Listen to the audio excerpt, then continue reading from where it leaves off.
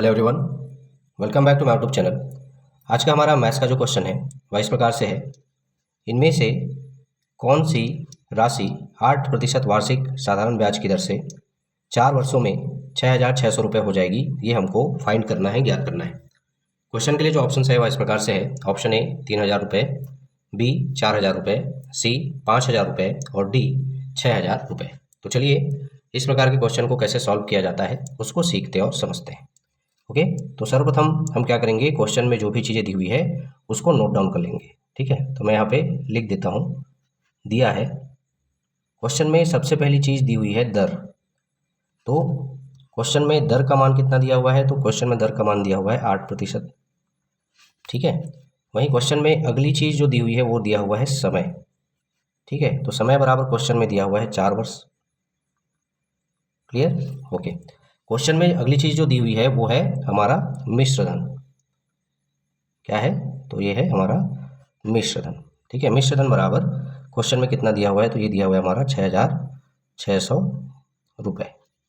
Clear है? Question में हमको फाइंड क्या करना है या किसकी वैल्यू हमें ज्ञात करनी है, इसकी बात करें तो क्वेश्चन में हमको फाइंड करना है मूलधन। ठीक है, मूलधन की वैल्यू क्या होगी या मूलधन कितना होगा, ये हमको फाइंड करना है। ओके, तो चलिए आगे इस क्वेश्चन को सॉल्व करते हैं।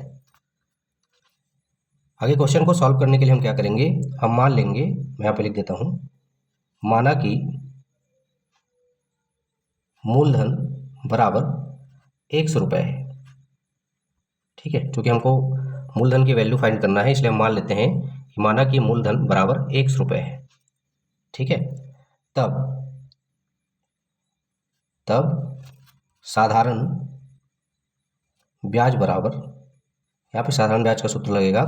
तो साधारण ब्याज का सूत्र क्या होता है, तो साधारण ब्याज बराबर होता है हमारा मूलधन गुने में दर गुने में समय और बटे में क्या, तो ये होता है 100। ठीक है, अब देखिए क्वेश्चन में चूंकि हमको साधारण ब्याज की वैल्यू नहीं दी गई है, मिश्र धन दिया गया है और मूलधन हमें क्या करना है, फाइंड करना है। ठीक है, इसलिए हम यहाँ पे साधारण ब्याज कैसे ज्ञात कर सकते हैं, तो साधारण ब्याज हम मिश्र धन में से मूलधन को माइनस करके ज्ञात कर सकते हैं। ठीक है, इसलिए मैं यहाँ पे इस साधारण ब्याज को और कैसे लिख सकता हूँ, तो इसको मैं लिख सकता हूँ मिश्र धन ऋण मूलधन।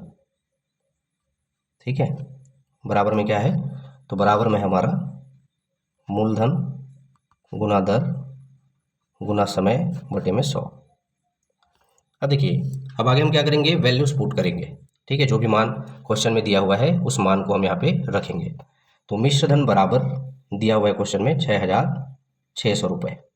ठीक है, मूलधन हमने यहाँ पे अभी क्या माना, हमने माना 100 रुपये, इसलिए मूलधन के स्थान पे क्या आ जाएगा, 1 आ जाएगा। क्लियर है? अब बराबर यहाँ पे देखिए, यहाँ पे भी मूलधन है तो मूलधन हमने माना है 100 रुपये। ठीक है, गुने में दर की बात करें तो दर कितना दिया हुआ है, तो दर दिया हुआ है हमारा 8%। गुने में समय कितना दिया है, तो 4%। और यहाँ पे हमारा बटे में कितना है, तो ये हमारा 100। ठीक है, अब चलिए आगे इसको सॉल्व करते हैं। ओके, अच्छा, हमारा जो ये 6,600 रुपये माइनस 1 है या मूलधन है, ये ब्रैकेट में रहेगा। ठीक है, अब देखिए आगे जब इस वैल्यू को हम लोग सॉल्व करेंगे तो कैसे सॉल्व करेंगे, ये जो हमारा 100 है यहाँ पे 1 गुना 8 गुना 4 बटे के में जो 100 है, ठीक है, इस 100 को क्या करेंगे, हम लेफ्ट हैंड साइड पे पक्षांतर कर देंगे। ठीक है, तो चलिए पक्षांतर कर देते हैं। पक्षांतर करने पर ये जो 100 है, ठीक है, इधर आ जाएगा, चूंकि इधर ये बटे में है। ठीक है, तो पक्षांतर करने पर ये गुने में आ जाएगा।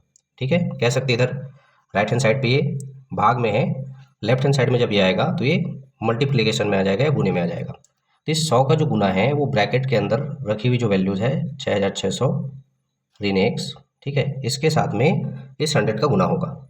ठीक है, बराबर में हमारा इधर क्या है या क्या बचेगा, तो हमारे पास बचेगा x गुने में 8 और गुने में 4, ये वैल्यूज बचेंगी। ठीक है, आगे जब हम इसको सॉल्व करेंगे तो 100 का जो मल्टीप्लिकेशन है या गुना है पहले 6,600 के साथ होगा।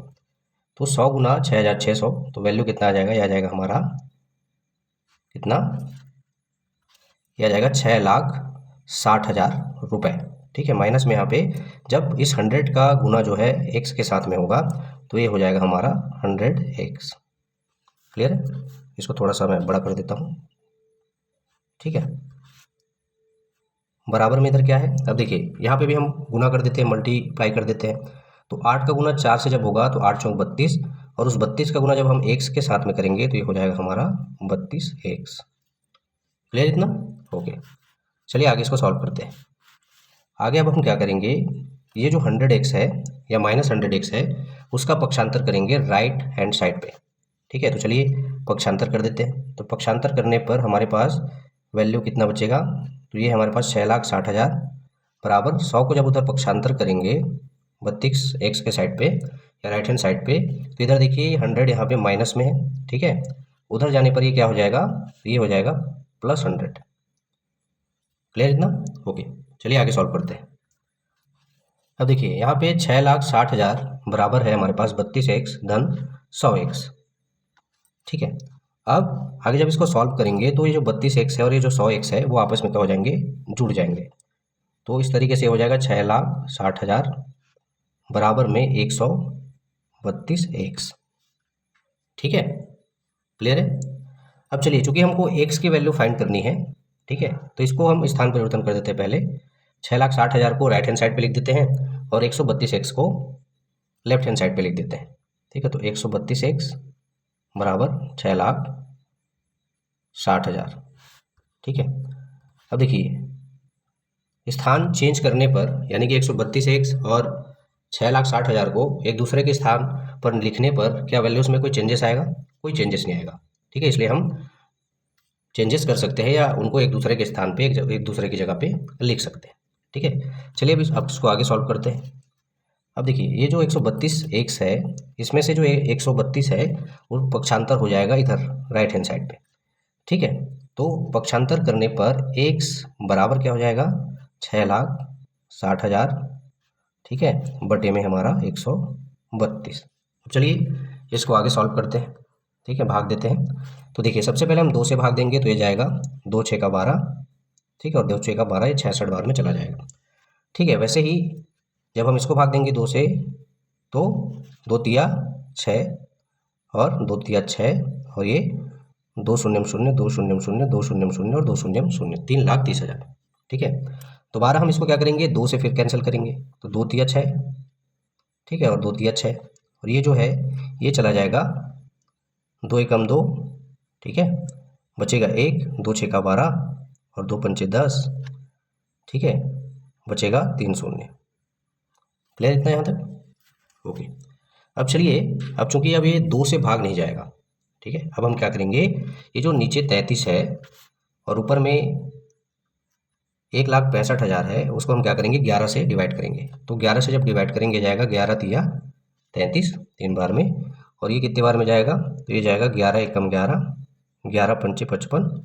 ठीक है, और 11 शून्य 0 11 शून्य 0 और 11 शून्य में 0 मतलब 15,000। ठीक है, अब देखिए हमारे पास ऊपर बचा हुआ है 15,000, नीचे हमारे पास बचा हुआ है 3। ठीक है, अब आगे इसको हम क्या करेंगे, डिवाइड करेंगे। अब देखिए हमारे पास x बराबर बचा हुआ है 15,000 बटे में 3। अब चलिए 3 से 15,000 को डिवाइड करते हैं तो 3 एकम 3। ठीक है, ये हो जाएगा 3 पंचे 15, 3 शून्य 0 3 शून्य 0 और 3 शून्य 0। ठीक है, इस तरीके से x बराबर जो मान आ रहा है वो कितना आ रहा है, तो आ रहा है 5,000। ठीक है, कितना आ रहा है 5,000। ठीक है, इस तरह से जो वैल्यू आएगी या मूलधन का जो मान आएगा वो कितना आएगा, तो आएगा 5,000 रुपये। ठीक है, यही हमारे इस क्वेश्चन का क्या होगा, आंसर होगा, क्योंकि हमें क्वेश्चन में क्या फाइंड करना था, तो हमें x का मान ज्ञात करना था और x हमने किसको माना है, तो मूलधन को माना है।